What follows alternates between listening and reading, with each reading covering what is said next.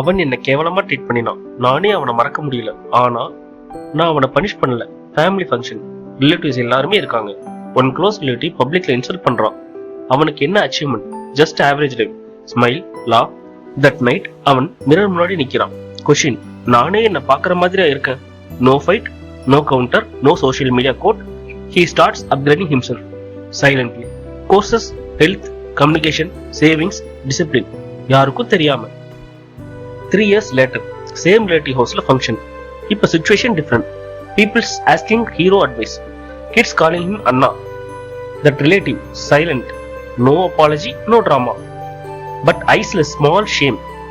Hero அவங்கிட்ட போய் பேசவே இல்ல, ஹெல்ப் பண்ணல, ரிவெஞ்ச் எடுக்கல, எக்ஸ்போஸ் பண்ணல. Just respected him normally because his growth itself becomes answer. He didn't change the other person, he changed himself. இன்னா செய்தாரை ஒருத்தல் அவர் நான நன்னயம் செய்துவிடல். Sometimes நன்னயம் means becoming so strong that insult loses its power. Not fighting them, just outgrowing them. வணக்கம்.